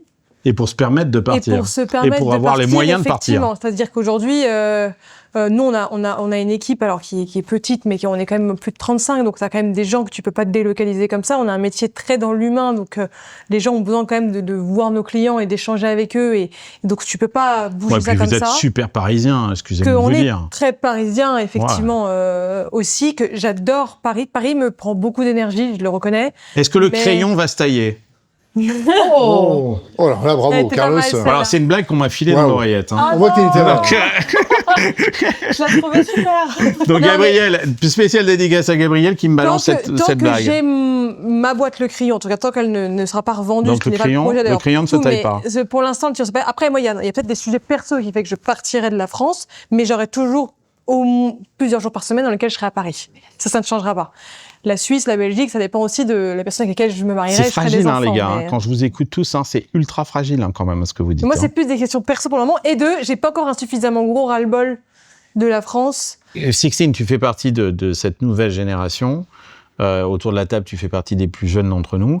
Est-ce que tu penses, et tu connais beaucoup mieux cette génération que nous, hein, enfin, quoique, moi j'ai des enfants qui ont 19 et 22 ans, donc est-ce que cette nouvelle génération, est-ce qu'elle porte encore un espoir ? Elle peut pas forcément partir, c'est compliqué aussi. Oui, c'est ça, c'est... éclaire-nous un petit peu sur cette nouvelle génération. Non, mais en fait, Parce que il y a- Eric, il dit, par exemple, si vous êtes jeune entrepreneur, barrez-vous, quoi. Non, je suis je dis d'accord. réfléchissez, Non, non. je dis pas barrez-vous. Non, pour moi, ça dépend déjà de la typologie d'entreprise que tu veux monter. Si tu cherches à faire uniquement beaucoup d'argent, effectivement, tu as plus de Mais possibilités sans parler de réussir. d'entrepreneurs, et même des jeunes aujourd'hui qui sont salariés, qui vivent en France, est-ce que... Oui, ils veulent pas partir. Pourquoi ils partiraient? Ils ont la sécurité sociale, il y a le chômage. Enfin, ils ont aucun intérêt à partir aujourd'hui. C'est pire ailleurs. C'est 10 fois pire ailleurs. Attends, quand t'es salarié, t'as quand même beaucoup d'avantages. Alors oui, tu gagnes. T'as pas un salaire énorme comparé à d'autres pays. Mais quand t'es un salarié, que t'as fait des études et que t'as suffisamment un bon poste, t'as aucun intérêt à partir de la France aujourd'hui. Et T'as quand même beaucoup d'ailleurs, les d'atouts que jeunes la France votent t'apporte. majoritairement LFI et... Oui, alors ça, non, pas du c'est tout. plus par Ah bon méconnaissance. Mais je sais pas Pas si du c'est tout. sur le statut de salariat qui veut ça. C'est Ça, une pas lié, douce c'est pas lié. illusion. Moi, Ah j'ai bon beaucoup d'amis qui gagnent très bien leur vie, qui sont très à gauche. J'ai des associés qui sont entrepreneurs, qui ont voté Mélenchon. Donc, imagine, moi, le choc cardiaque que j'ai eu, Ah, mais parce que oui, moi, j'ai du mal avec les extrêmes. Non, mais je pense Mais, que c'est et pas qui ont là-dessus, fait ouais. Sciences Po, donc vraiment les meilleures études que tu peux imaginer, qui mais votent ces LFI parce que... Sciences Po, c'est normal. Voilà, Sciences Po, C'est ta voilà, faute, ça c'est ta explique faute. aussi, mais- Non, non, c'est Donc, pas. non, mais Oui, un peu. C'est mais- une façon de dire que tu peux même... Enfin, c'est pas lié à ta catégorie sociale, ni de là où tu viens aujourd'hui, C'est un truc comment les jeunes identitaire. votent. C'est vraiment lié aux réseaux sociaux, encore une fois, Ouais, les ouais. algorithmes, de à quel point L'adhésion à tes un amis, groupe, tes amis, c'est-à-dire que t'as l'incorporation peur dans un d'être groupe. jugé, d'être rejeté par tes amis. Moi, j'ai beaucoup d'amis qui sont soit les amis, moi j'ai des amis qui s'en fichent de la politique, soit ils sont hyper à droite, soit hyper à gauche. Il y a plus aucune nuance. Oui, On n'a plus et alors en aucune nuance l'occurrence, dans c'est ma très génération. genré. Et ensuite, Oui, oui, c'est très genré, hein. On en avait parlé d'ailleurs dans un podcast tous les deux, où je t'avais ressorti des chiffres qui sortent du Financial Times, où très clairement, dans le monde entier, t'as les garçons qui basculent à droite et les filles qui basculent à gauche, et très très à gauche, beaucoup plus à gauche. Et du coup, que les d'ailleurs, personnes. T'as un genre ils ne sortent plus, c'est- plus ensemble c'est- à cause de ça. Oui, et c'est effectivement... que les filles ne veulent plus- Mais ça s'explique C'est quand dingue, même hein. facilement. À droite, on veut maîtriser le corps des femmes.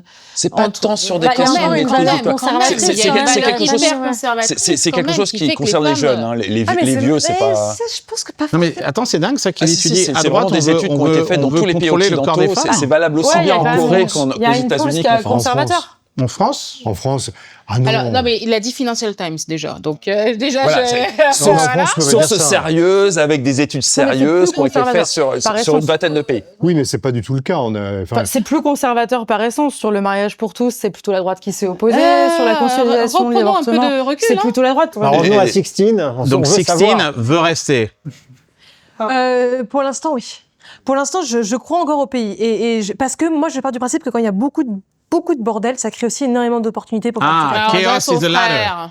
C'est Game of Thrones. c'est Oh, vrai. la même phrase familiale. Mais non, mais les c'est- on a été élevés du Ah bah oui, par la alors là, même mère. vous sortez- Mais on ça, y ils ont croit absolument beaucoup. raison. Ils sont sortis Ils ont du Mais non, absolument on y croit raison. beaucoup. On n'aurait jamais monté le crayon si on n'était pas parti de cette théorie de quand il y a un problème, tu crées une opportunité. On n'aurait jamais monté notre boîte Ouais, si on mais n'était quand pas... on est trop gros, ça fait un gros trou. Hein. Oui, mais du coup, ça crée aussi... Enfin, pour l'instant, la France reste quand même un bon pays pour entreprendre. Faut Écoute, arrêter d'en vous venez- rajouter Bah, aussi je des sais pas, couches. hein, Vous venez de sincèrement. passer Il y a énormément de Attends, défauts, mais ça reste quand même un bon pays. Vous venez de passer bénéficiaire. D'accord. On l'a toujours été. Vous l'avez toujours été, mais vous commencez à faire de l'oseille. Ce fameux média en question. Vous, ouais. vous commencez à faire de Donc, l'oseille. on a hâte d'avoir le titre dès que les caméras auront arrêté de tourner. Non, d'ici quelques temps, quand tu vas faire beaucoup d'argent, on reprendra cette discussion. Je pense que c'est ça, en fait. Ouais, mais je sais. Non, c'est ça, c'est Non, mais ça, je suis en fait. d'accord avec elle aussi. C'est-à-dire que. Sixtine, tu après, fais pour pas, l'instant, vous faites pas assez de thunes. Non, mais Non, non, je me permettrai Elle a pas. pas que dit ça. Elle a dit que Elle est actionnaire, ses Kelly clients Masson. étaient parisiens. Elle est actionnaire de... Non, j'aurais adoré, mais non. On a quand même essayé, mais le c'est pas. timing, ton frère m'a pris la place avant. Oui, C'est vrai en plus. C'est vrai en plus. C'est vrai. Moi, j'étais en plein dans un pipe, j'ai pas pu me positionner. Non, je pense que à partir du moment où au début, tu es content de payer de l'impôt parce que tu participes, et puis tu dis que, et puis après, au bout d'un moment, tu commences à... J'ai pas dit Non, elle a dit que ses clients étaient parisiens, que ses équipes étaient parisiennes. J'ai jamais dit que j'étais contente de payer de l'impôt. Attendez, là, Tu pensais qu'elle allait dire autre chose? J'ai jamais dit que j'étais contente. Non, elle dit qu'elle continue à croire en la France et qu'elle veut croire en la France. Je fais partie des gens qui, pour l'instant, adorent encore mon pays. Alors, il y a énormément de choses que j'aime pas, mais moi, je suis pas encore Mais on peut partir et aimer son pays. Hein. Non, mais par contre... Moi, je suis parti, j'aime la France. Je partirai un jour de la France, mais pas parce que j'en ai ras-le-bol de la France, aussi parce que j'ai envie de découvrir... C'est pas une prison, la France. C'est aussi parce que j'ai envie d'habiter. Moi, j'ai vécu en Suisse, plus tard, j'ai envie de vivre en Suisse. Oui, le départ n'est pas qu'une l'Angleterre. J'aime beaucoup, non, mais ou les États-Unis aussi un jour, pourquoi pas même New York, j'adorerais Je te rends habiter, compte du etc. luxe de pouvoir dire ça. Hein, je me suis rendu compte. Après, bon, aussi, je me bats tous les jours. Le départ n'est pas forcément une fuite d'un truc horrible, ça peut de être travailler, de réussir aussi. Ça devrait le monde à l'envers. Mais oui, je me bats dur aujourd'hui, je monte ma boîte pour pouvoir un jour avoir la liberté de bouger. Complètement, c'est exactement. Donc ça veut dire que cette liberté de bouger, il faut la gagner, quoi. Ouais. Okay. Et je vais pas m'excuser de vouloir la gagner, parce que c'est vrai qu'en France, dès que tu, entre guillemets, tu parles un peu d'argent ou de où tu veux vivre, etc. Ah, les privilèges des riches, les machins. Eric. Je crois que c'est clair. Non, mais moi, dans les faits... tu étais déjà parti. Je suis déjà parti, je suis revenu. Là, tu t'apprêtes à repartir. Je viens de recréer une société en France, cotée sur Euronext. Incorporée en France. Donc, bien sûr, c'est une société de droit français. Je pense qu'on va dans le mur en France, mais j'aimerais bien tenter un virage, exactement. Je pense qu'il y a encore quelque chose à faire. Cependant, évidemment, à un moment, avant d'aller dans le précipice, j'appuierai sur le bouton éjecte. Je suis pas non plus complètement con. Qu'est-ce qui te fait encore espérer ? Parce que je pense que quand tu es entrepreneur, tu es positif, tu as toujours envie d'y croire.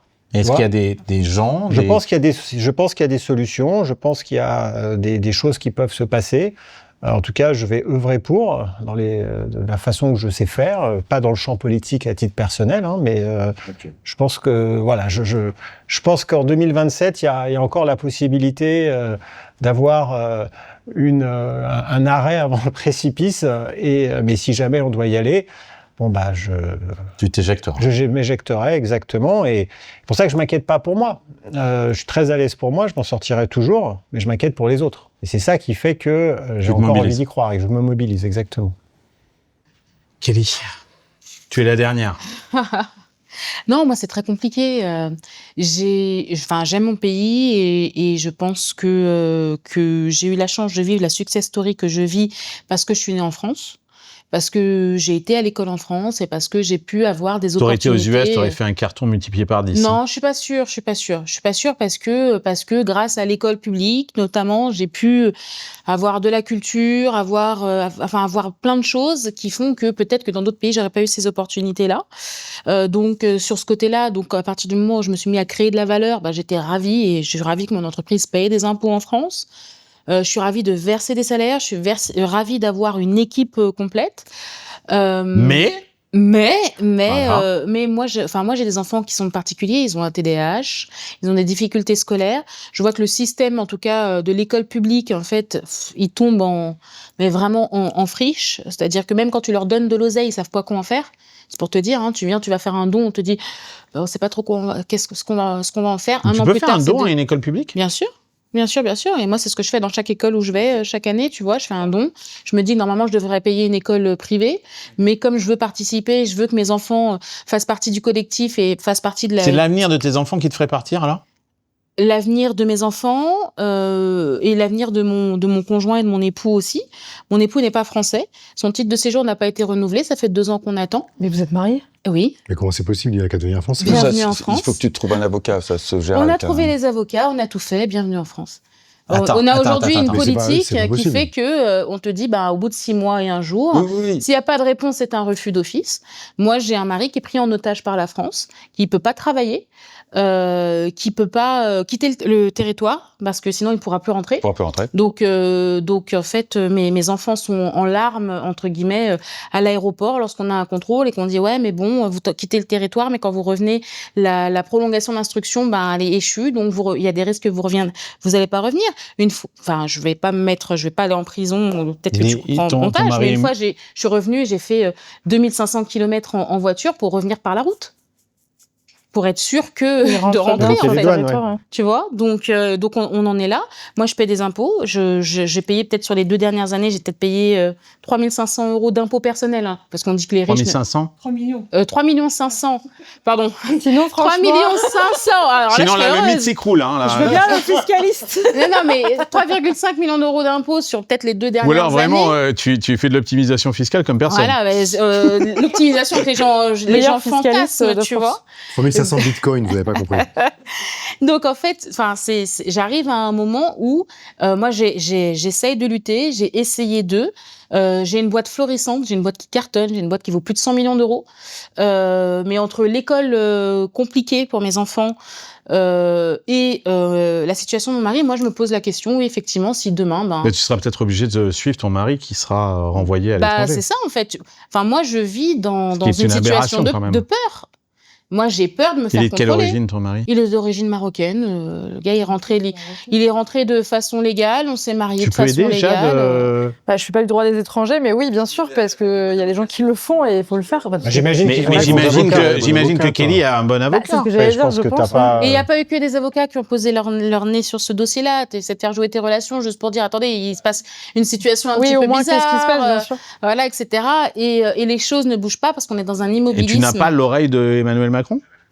Pas vraiment. T'as pas besoin d'Emmanuel Macron pour un truc je pense que c'est pas la bonne oreille. En vrai, faut pas mélanger les gens parce que j'ai pas envie d'être redevable d'un service à des gens qui ont du pouvoir. Tu vois ce que je veux dire? Service. Ça pour le coup, c'est un droit. Simple, tu vois. Ça devrait être un truc simple, mais à partir du moment où t'as des extrêmes ou des gens effectivement qui appliquent des politiques de droite ultra compliquées, Mais là, ultra c'est la dures. loi. Attends, là, c'est Mais là, la c'est loi. ça. Mais là, elle est dans c'est pas la loi, ça cette s'appelle le impasse. vide juridique. Non, mais il y a Elle la est dans loi. un La loi, vide elle doit dire quoi, la loi? Non, ça s'appelle le vide juridique. C'est-à-dire qu'à partir du moment où ton dossier il reste dans une préfecture et qu'il n'est pas traité, Ok. c'est très intelligent. C'est d'ailleurs brillant. C'est-à-dire que c'est brillant. Tu rentres dans un pays de façon légale, mais on ne veut plus d'étrangers en France. Au moment des renouvellements, ils sont pas tous On traités. traite plus le dossier. On traite pas les dossiers. On a du retard, soi-disant. Et au bout de 6 mois, c'est un refus implicite. Ok. Et donc, tu es dans une situation grise. Et donc, il y a des gens qui se baladent dans la rue, ils apprennent qu'ils sont en situation illégale. Mais lui, il est marié avec une Française. Je sais. Non, mais après, je suis allée devant le tribunal. Ah, et vous on m'a avez dit, quand même eu un truc. j'y suis allée et on m'a dit, normalement, madame, 6 mois et 1 jour, c'est un refus implicite. Faut renouveler la demande. Ouais. On va lui dire ça. Ah oui, c'est chaud. Donc, par amour, je pourrais partir. Si c'est ça la question, c'est par amour, je C'est pourrais l'amour qui partir. te ferait partir. L'amour pour mes enfants et l'amour pour mon mari, oui. C'est une bonne raison. C'est une Et bonne je pense raison. que c'est une bonne raison. Pierre est revenu pour un mot aussi. Voilà. Donc, voilà. Mais avant que tu conclues, Oui, Eric. et toi? Mais moi, je suis parti il y a 15 ans. Non, mais Est-ce oui, que t'es tu vas parti, revenir oui, est-ce que tu vas revenir? Mais alors, On t'a un peu appâté, là, quand même. Hein. Voilà, parce que là, je pense vous que me t'as donnez envie, très là. envie. Vous me donnez très envie de rentrer là tout d'un coup en vous écoutant. Non, j'avoue que c'est pour ça que j'adore faire ces repas parce que quand je reviens en France, moi je suis un petit peu déconnecté. Ces repas sont l'occasion pour moi de reconnecter. Sérieux, tu vois bien que c'est la fin. Oussama était venu dans un festin en disant que c'était la faillite et j'avais dit non mais quand même. Il m'a dit non mais c'est simplement que les gens ne le savent pas. Et Les gens qu'on le ne leur a savent, pas mais ils dit. sont résignés. Et que j'ai l'impression qu'aujourd'hui ça commence à savoir un peu plus. Il y a une espèce d'inertie, c'est pas pour tout de suite, mais après je me on va dis, vers une catastrophe. Après je me dis que finalement, s'il y a un moment pour revenir, c'est peut-être maintenant, quoi. Si finalement. Ah, toi, t'es du côté de. Oui, peut-être. De Jade, de Sixtine, où je me dis, de toute façon, j'ai payé mon impôt, je suis défiscalisé. Aujourd'hui, je gagne plus grand-chose. Donc c'est peut-être le moment pour moi de revenir. De venir vivre d'amour et d'eau fraîche. Non, et puis surtout de participer, parce que ce naufrage dont vous parlez, on peut pas se résigner. Je suis d'accord avec Eric. Il faut encore, avant d'appuyer sur le bouton eject, il y a encore plein de trucs à faire. Les élections, elles sont à la fois proches, mais encore très très loin. À écrire, quoi. Voilà. Et moi, j'espère que peut-être, effectivement, des entrepreneurs, des gens qui peut-être changent de ce qu'on a l'habitude de voir, se mobilisent. Et je pense qu'il y a de la place, peut-être, pour ça. Parce que quand on vous écoute, vous attendez tous quelque chose, quelque part. Comment on se mobilise? C'est une bonne question. Comment tu fais pour avoir Valran, lui, un impact il a sur cette une société aussi il a cette rigide explication. et aussi corrompu et non, je pense que mal foutu qu'on a aujourd'hui. Comment tu fais pour avoir un impact Non, là-dedans? je pense qu'il y a toujours, on l'a vu dans l'histoire, il y a des gens qui peuvent apparaître comme ça et faire l'unanimité. Macron a été un exemple de ça. Ça a été un foirage complet, quoi, en fait. Mais donc, si Macron a été capable de le faire, en quelques mois, finalement, je pense que là, le terrain est propice. Peut-être mais il que a pas été quelqu'un d'autre capable de le le fasse. faire. Il a été capable de se faire élire. C'est pas Mais pareil. oui, mais peut-être que quelqu'un d'autre sera capable de faire le même entourloupe, oui, certainement. Non, mais peut-être avec beaucoup plus d'honnêteté et beaucoup plus de volonté et peut-être. On peut pas l'exclure. On peut pas l'exclure. Si ça a été Ah, mais là, vous êtes sur la providence. Mais non, mais peut-être qu'il faut être. Il faudrait que les Français soient d'accord avec le discours. Oui, tout à fait, parce que ce serait un discours qui serait pas facile. La majorité des Français, ils sont extrême gauche ou extrême droite aujourd'hui. Non, mais je crois pas. Parce que c'est polarisé. Et en même temps, le Cornu, quand il a pris ses responsabilités, il a pris 14 points d'un coup. C'est-à-dire que les gens ont aussi besoin d'une image. Non, mais je crois qu'ils ont besoin. Alors, vous avez raison, on a polarisé les gens, y compris parce qu'on les a désintellectualisés. C'est-à-dire qu'aujourd'hui, la pensée, elle est limitée à 1000 caractères et elle doit être à droite ou à gauche. Non, parce que la pensée a été contrôlée par des gens qui nous ont dit quoi penser. Mais je crois que pour le coup, un vrai système politique ou une vraie. Et je suis d'accord avec toi sur la personnalité. Je crois qu'on n'est pas encore arrivé au temps de la 6e République où on peut s'extraire d'une personnalité. Je crois que les gens ont quand même besoin de s'incarner dans une femme ou un homme, mais en fait, je vois pas très bien quel système aujourd'hui français serait à même de péter ce système présidentiel. Je crois que c'est pas possible. Mais l'idée qu'on ait quelqu'un, une femme ou un homme responsable, etc. Moi, quand j'ai vu le truc de Le Cornu, j'ai halluciné. Moi, j'ai trouvé ça complètement dingue. Et quand j'ai vu que cet homme-là, parce qu'il avait dit mais moi, je mets dans la balance mon ego, tout ce que vous voulez pour que ça fonctionne. J'y croyais pas du tout. Et les gens ont suivi. Et je me suis dit, sur un épisode politique aussi dramatique que celui-là, il reste aussi encore un télé-réalité, parce que c'était quand même n'importe quoi, que le mec, parce qu'il dit, je suis capable de laisser mon ego et les parties de côté, il gagne 14 points, ça veut dire que les Français, quand même, ils ont besoin de ça, tu dois comprendre de la responsabilité. On revient au sujet de tout à l'heure, la responsabilité des personnes, dès le début, tu vois. Mais au-delà de ça, à un moment, il faut bien se rendre compte que alors ça, c'est ce que je dis dans mon livre. En fait, on a le pouvoir sur soi-même d'abord. En fait, on est tous maîtres de notre destin. Oui, mais je crois pas à l'absence de destin collectif. J'y crois. Il y a un destin collectif, mais en fait, il faut savoir se construire soi-même avant de pouvoir aller chercher le collectif. Non, mais on n'a plus le temps de ça. On n'a plus le temps de ça, Clément. Tu crois qu'on n'a plus le temps de ça? Non, je pense qu'on a besoin de quelqu'un qui émerge. Parce qu'il faut finir l'épisode, là. Aussi. Il faut qu'on conclue. C'est important. Et puis parce qu'on a Bardella ou Marine Le Pen aux portes du pouvoir. Et à moins d'être d'accord avec ça, on a une urgence. Maintenant, ça vous terrorise. Mais je crois qu'on a eu cette discussion. Ça ne me terrorise même plus. En quoi ça change ta vie d'indépendante, de freelance, d'entrepreneur? On verra le jour où ils seront au pouvoir. Mais ils vont rien faire. Ils auront le Conseil constitutionnel, le Conseil d'État contre eux. Bien sûr, on repart pas dans une conversation. Laissez-moi conclure. Laissez-moi conclure. Vas-y. On fera après. La vie est belle. Commence, vas-y. La vie est belle. Voilà. La France est belle. La France est magnifique. Et j'espère qu'elle continuera à l'être demain. Ouais. Et on est tous d'accord là-dessus quand même. Avec ou sans nous.